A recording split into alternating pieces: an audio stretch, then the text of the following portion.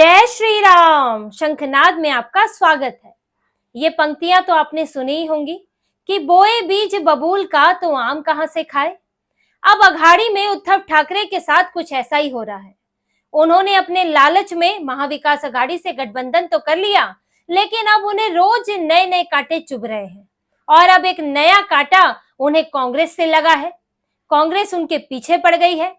उद्धव ठाकरे ने कांग्रेस से seat sharing को लेकर तकरार तो मोल ले ली, उसे आंखें दिखा ली, चुनौती दे दी, लेकिन अब कांग्रेस ने उद्धव ठाकरे के साथ खेल करना शुरू कर दिया है। कांग्रेस के नेता उद्धव ठाकरे के बहिष्कार में जुट गए हैं और ये बहिष्कार हो रहा है मुसलमानों के बीच में। जिस वोट बैंक के सहारे उद्धव ठाकरे ने मुंबई में 3 सीटें पाई थी और वो सोच रहे थे कि किसी तरह विधानसभा में भी मुझे मुस्लिम वोट मिल जाएगा, इसके लिए वो तरह तरह के तुष्टीकरण कर रहे थे। वक्फ बोर्ड से लेकर श्री राम मंदिर पर सवाल उठाना, वक्फ बोर्ड में संशोधन का समर्थन ना करना, वो काम करने के लिए तैयार थे जो बाला साहेब ठाकरे की उनके विचारों के विरुद्ध जाता है। लेकिन उद्धव ठाकरे से अब ये मुस्लिम वोट भी छीनने की तैयारी में है कांग्रेस, क्योंकि कांग्रेस के नेता अब मुस्लिम नेताओं से, धार्मिक गुरुओं से मिलकर ये अपील कर रहे हैं कि उद्धव ठाकरे का बहिष्कार किया जाए, क्योंकि उद्धव ठाकरे ने मुसलमानों को उचित प्रतिनिधित्व नहीं दिया है। उद्धव ठाकरे ने मुस्लिम नेताओं को टिकट नहीं दिया है, जबकि मुसलमानों ने उन्हें बढ़ चढ़कर वोट दिया था। ये बातें मुसलमानों के बीच में कही जा रही हैं। उद्धव ठाकरे ने इन विधानसभा चुनाव में सिर्फ एक मुस्लिम उम्मीदवार को टिकट दिया है, वर्सोवा से हारून खान।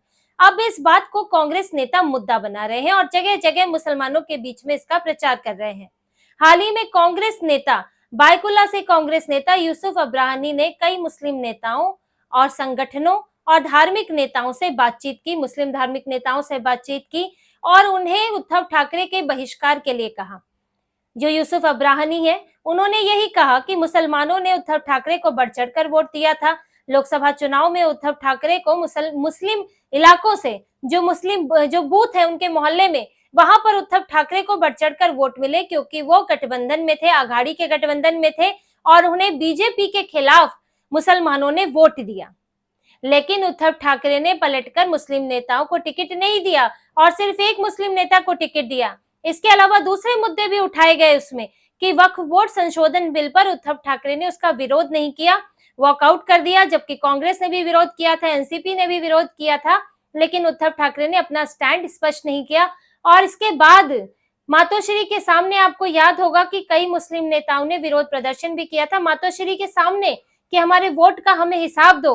वो मातोश्री जो बाला साहेब ठाकरे का घर था, जहां पर बाला साहेब ठाकरे रहा करते थे, उस जगह के बाहर मुसलमान आकर अपने वोट का हिसाब मांग रहे थे। ये उद्धव ठाकरे के लिए इससे ज्यादा गिरी हुई बात क्या होगी। और अब उसी बात का फायदा कांग्रेस उठा रही है और ये बात मुस्लिमों की बैठकों में साफ साफ कही जा रही है कि उद्धव ठाकरे को वोट ना दें, क्योंकि वो मुसलमानों के नहीं है। वो आज मुसलमानों से वोट लेंगे, लेकिन कल को कहां जाएंगे कुछ पता नहीं है। क्या उद्धव ठाकरे अघाड़ी में ही रहेंगे, इसकी तो कोई गारंटी है नहीं। और इसीलिए उनके खिलाफ प्रचार किया जा रहा है कि उद्धव ठाकरे को वोट देना ठीक नहीं है। और देखिए, ये सब कांग्रेस के नेता करने में जुटे हुए हैं, क्योंकि कांग्रेस और उद्धव ठाकरे के बीच अभी सीट शेयरिंग को लेकर झगड़ा हुआ था। और इसके अलावा उद्धव ठाकरे बार बार सीएम के चेहरे की मांग कर रहे थे, जबकि कांग्रेस खुद को सीएम पद का दावेदार मानती है। अभी तक एनसीपी के साथ भी कांग्रेस का जब भी गठबंधन हुआ है तो कांग्रेस ही बड़ी पार्टी के तौर पर अपने आप को साबित करती रही और उसका ही मुख्यमंत्री रहा है। पिछली बार उद्धव ठाकरे को लाना था तो उन्हें चने के झाड़ पे चढ़ाना था, इसलिए उन्हें मुख्यमंत्री बना दिया बीजेपी से अलग करने के लिए। लेकिन अब जब चुनाव के बाद नतीजे आएंगे तो लगता नहीं है कि कांग्रेस उद्धव ठाकरे को सीएम बनाएगी। अगर ऐसा करना होता तो पहले ही उन्हें इसके लिए घोषित कर दिया जाता उनका नाम। कांग्रेस का कहना है कि जिसको ज्यादा वोट मिलेंगे, जिसके ज्यादा विधायक जीतेंगे, उसी का ही नेता जो है सीएम बनेगा। अब सबसे ज्यादा सीटें कांग्रेस ने ही ली है तो ज्यादा उम्मीदें उसी की है। और वो उद्धव ठाकरे क्योंकि इस बात पर अड़ने वाले हैं, इसलिए वो उद्धव ठाकरे को इतना नीचे गिरा देना चाहती है कि वो मुख्यमंत्री के लिए बोल ही ना पाए। और इसलिए उनका मुस्लिम वोट बैंक छीना जा रहा है मुंबई में, क्योंकि मुंबई में कांग्रेस को कोई बहुत ज्यादा सीटें नहीं मिली हैं। कांग्रेस तो 15 सीटों की बात कर रही थी, लेकिन मुश्किल से 10 सीटें हाथ आई हैं।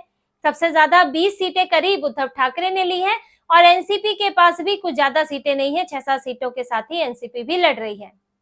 अब इसमें यहाँ मुंबई में कांग्रेस के ऊपर अपना नफा नुकसान उसका बहुत ज्यादा नहीं है, उद्धव ठाकरे का है। उद्धव ठाकरे यहाँ कमजोर पड़ते हैं तो उनके लिए तो फिर वो कहां से फिर वो वोट पाएंगे, क्योंकि कहीं और उनका आधार नहीं है। मुंबई, कोंकण, इसके अलावा वहां कहीं और उनको बहुत ज्यादा सीटें नहीं मिलती, इसलिए उद्धव ठाकरे को कमजोर करने की कोशिश है। दूसरा, कांग्रेस को ये भी लगता है, और ये बात मुसलमानों के बीच भी अब ये बात उठ रही है कि उद्धव ठाकरे को आज वोट दे भी दिया, वो ज्यादा सीटें लेकर भी आ गए, लेकिन कल को अगर मुख्यमंत्री के चेहरे पे बात नहीं बनी तो उद्धव ठाकरे जो है वापस बीजेपी में जा सकते हैं। इसकी क्या गारंटी है कि उद्धव ठाकरे गठबंधन में ही रहेंगे? अगर कांग्रेस और शरद पवार उनका साथ, उनको जो है सबसे बड़ी पार्टी के तौर पे स्वीकार नहीं करते तो उद्धव ठाकरे बाहर का रास्ता अपनाएंगे। और अभी वो चुप भी इसीलिए बैठे थे कि वो बीजेपी की तरफ नहीं गए, उन्होंने फिर से शिंदे से हाथ मिलाने की बात नहीं की, क्योंकि अभी वो चुनाव के नतीजों का इंतजार कर रहे हैं। ऐसे में अगर मुस्लिम वोट उन्हें मिलता है और उनको मुंबई में ज्यादा से ज्यादा वो सीटें पाने की कोशिश कर रहे हैं, उनको अगर ऐसी मिलती हैं सीटें तो इससे उनका पक्ष मजबूत होगा, फिर वो कहीं भी जा सकते हैं और मुस्लिम वोट जो है वेस्ट जाएगा, उसकी बर्बादी होगी, क्योंकि मुस्लिम वोट जो है वो बीजेपी के खिलाफ पड़ता है, बीजेपी के साथ जो भी होगा उसके खिलाफ पड़ेगा। लेकिन अगर कोई मुसलमान का वोट लेकर वापस बीजेपी की तरफ जाएगा तो इससे तो उन्हें धोखा महसूस होगा। और यही बात अब मुसलमानों के दिमाग में भरी जा रही है कि कांग्रेस और एनसीपी को आप वोट दें, यानी शरद पवार को वोट दें, लेकिन उद्धव ठाकरे को वोट ना दें। कांग्रेस नेता यूसुफ अब्राहनी ने बायकुला की सीट के लिए एक और बात कही कि इस सीट से, ये बायकुला सीट जो है वो साउथ मुंबई के तहत आती है, इस सीट पर अरविंद सावंत ने चुनाव लड़ा था और यहाँ पर करीब बायकुला में जो है 41% मुस्लिम आबादी है और यहाँ से अरविंद सावंत को 86,000 वोट पड़े थे, जबकि शिंदे के उम्मीदवार को 40,000 वोट पड़े थे। यानी कि मुसलमानों का एक मुश्त वोट जो है वो यूबीटी को मिल गया था, उद्धव ठाकरे के उम्मीदवार को, और वो जीत गए थे। लेकिन अब जीतने के बाद भी जब ये सीट उद्धव ठाकरे ने लड़कर ली कांग्रेस से, तो उन्होंने मनोज जमसुदकर को यहाँ से उतार दिया, किसी मुसलमान को टिकट नहीं दिया। और यूसुफ अब्राहनी कांग्रेस के लिए इस टिकट के पूरे दावेदार थे, कांग्रेस भी ये सीट मांग रही थी, अगर कांग्रेस को मिलती तो यूसुफ अब्राहनी के पास ही टिकट जाता और उन्हें मुस्लिम वोट भी पड़ता। ऐसे में यूसुफ अब्राहनी जो है वो अब उद्धव ठाकरे के खिलाफ मोर्चा खोले बैठे हैं और उनके उम्मीदवार का बायकुला से जीतना मुश्किल करना चाह रहे हैं, क्योंकि इससे उद्धव ठाकरे को वो सबक देना चाहते हैं कि एक तो आपने मुसलमानों को वोट नहीं दिया, उम्मीदवार नहीं बनाया, टिकट नहीं दिया, और दूसरा आप उस पार्टी को आंखें दिखा रहे हैं, कांग्रेस को और एनसीपी पवार को, जिससे आपको मुसलमानों का वोट मिलता है। कांग्रेस और पवार की इस मिली भगत में उद्धव ठाकरे के लिए बड़ी मुश्किल पैदा हो गई है, क्योंकि देखिए कांग्रेस और पवार को तो वोट मिल जाएगा, पवार ने इस पूरे झगड़े में, कांग्रेस और उद्धव ठाकरे के झगड़े में अपने लिए ज्यादा सीटें भी पाली, उन्होंने इसमें सबसे ज्यादा उद्धव ठाकरे को ही नुकसान किया है। उद्धव ठाकरे जो 100 सीटें मांग रहे थे, लेकिन शरद पवार के दखल देने के बाद 90 सीट 87 सीट पर सिमट गए और शरद पवार 75 सीटें जहां उन्हें मिलने वाली थी 87 सीटों पर पहुंच गए। अब पवार तो हैं वो कांग्रेस की तरफ ही खड़े हैं और कांग्रेस के नेता ये नहीं कह रहे हैं कि शरद पवार को वोट ना दें, वो मुसलमानों से ये अपील नहीं कर रहे हैं, ये कांग्रेस के नेता सिर्फ उद्धव ठाकरे के खिलाफ ही अपील कर रहे हैं। तो कांग्रेस और पवार ने पहले तो उद्धव ठाकरे को मिलकर 100 से नीचे समेटा, उसके बाद अब उनसे मुस्लिमों का वोट भी छीन रहे हैं। और आप ये समझिए उद्धव ठाकरे की स्थिति ये है कि उनके हाथ से हिंदू वोट तो पहले ही चला गया, क्योंकि वो इस कदर तुष्टीकरण कर रहे हैं, इस कदर उनकी हालत है कि वो जब मुसलमान मुंबई के दरवाजे पर खड़े हो जाते हैं, 12,000 मुसलमान धावा बोलने को तैयार होते हैं, वो भी AIMIM के इम्तियाज जलील लेकर आते हैं और उद्धव ठाकरे के मुंह से एक शब्द नहीं निकलता। वो मुंबई उद्धव ठाकरे को वोट क्यों करेगी जिस मुंबई की वो रक्षा ही नहीं कर सकते। जब मुसलमान यहाँ घुसते, यहाँ लोगों के साथ अगर तोड़फोड़ होती, सरतन से जुदा के नारे लग रहे थे, तो उद्धव ठाकरे के जो शिव सैनिक हैं वो चुपचाप बैठे थे, वो चाहकर भी कुछ नहीं कर सकते थे, क्योंकि उद्धव ठाकरे ने उनके हाथ बांध रखे थे।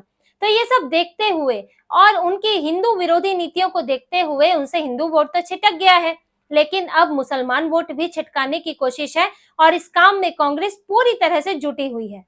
बाहर से भले ही गठबंधन की बात की जा रही है, लेकिन अंदर से भीतर घात चल रहा है और पवार कांग्रेस दोनों ही उद्धव ठाकरे को सबसे छोटी पार्टी बनाकर छोड़ना चाहते हैं। अभी उद्धव ठाकरे ने कांग्रेस को सीटों के लिए भी बोल दिया था, जिन सीटों पर दोनों के उम्मीदवार उतरे हैं उद्धव ठाकरे ने बोला कि 4 नवंबर तक कांग्रेस अपने उम्मीदवार पीछे ले। अब वो बार बार कांग्रेस को इस तरह से मजबूर करने की कोशिश कर रहे हैं। कांग्रेस कभी बैकफुट पर भी नजर आती है क्योंकि हरियाणा चुनाव हारी है, लेकिन कांग्रेस इससे शांत रहने वाली नहीं है और इसका बदला वो ग्राउंड में ले रही है। कांग्रेस के नेता नाराज भी हैं। वो तो उद्धव ठाकरे के लिए प्रचार तो वो करने से रहे मुंबई में, और प्रचार नहीं होगा तो उन्हें मुस्लिम वोट भी नहीं मिलेगा। ऐसे में इन चुनाव के बाद उद्धव ठाकरे के पास पछताने के सिवा कुछ नहीं रहेगा, क्योंकि उन्होंने अपनी मूल विचारधारा, हिंदुत्व की विचारधारा को छोड़ दिया। वो तुष्टीकरण के पीछे पड़ गए और सेक्युलरिज्म की माला जपने लगे। मुसलमान वोटों की चाह में वो हिंदुओं को ही नुकसान पहुंचाने लगे। भले ही वो बीजेपी के साथ चुनाव नहीं लड़ते, गठबंधन तोड़ देते, उन्हें लग रहा था कि उनकी पार्टी को नुकसान हो रहा है, वो बात अलग थी, लेकिन उन्हें अकेले चुनाव लड़ना चाहिए था। पहले 2014 में भी लड़े थे, 68 सीटें लाए थे। उनको ये जो गठबंधन उन्होंने किया है, ये उनके लिए सबसे ज्यादा घातक सिद्ध होने वाला है, क्योंकि उनके पास बाला साहेब ठाकरे की विरासत थी। महाराष्ट्र के शेर, महाराष्ट्र के सबसे बड़े हिंदुत्ववादी नेता के बेटे थे वो, और उन्होंने खुद हिंदुओं से दूरी बना ली, और ये बात हिंदुओं को सबसे ज्यादा ठेस पहुंचाती है। भले ही बीजेपी से आप अलग होते, बीजेपी भी हिंदुत्ववादी पार्टी, आप भी हिंदुत्ववादी पार्टी, उससे कोई फर्क नहीं पड़ता, लेकिन आपको तुष्टीकरण का दामन नहीं थामना चाहिए था। लेकिन उद्धव ठाकरे ने अब ये कर दिया है, और उन्होंने, जैसा कि मैंने शुरू में कहा, अब उन्होंने बीज तो बबूल के बोए हैं। अब अघाड़ी जैसे गठबंधन में आप जाएंगे जहां पर कांग्रेस और पवार की जोड़ी चलती है, जहां पर शरद पवार जैसे शातिर नेता हैं जो कि दिन रात जो है मुसलमानों की राजनीति ही करते हैं, वो उद्धव ठाकरे की शिवसेना को कैसे टिकने देंगे। उद्धव, उन्हें तो तोड़ना ही था हिंदुओं को, हिंदुओं के वोटों को तोड़ना उनका ये मकसद था, ताकि बीजेपी और शिवसेना यूबीटी में बट जाए। लेकिन ये मकसद तो पूरी तरह से कामयाब नहीं हुआ, क्योंकि शिवसेना जो है वो खुद बट गई और एक यूबीटी और एक शिंदे बन गई। लेकिन उद्धव ठाकरे इस जो उन्होंने फैसला लिया, जो उन्होंने ये बीज बोए हैं, इसका नुकसान उन्हें इस चुनाव में, इस चुनाव के बाद, या कह सकते हैं अपने पूरे राजनीतिक करियर में उठाना पड़ सकता है। तो इसी तरह की और खबरें और विश्लेषण आपके लिए लाते रहेंगे। हमसे जुड़े रहिए, सब्सक्राइब कीजिए, कमेंट कीजिए। बहुत बहुत धन्यवाद। जय श्री राम।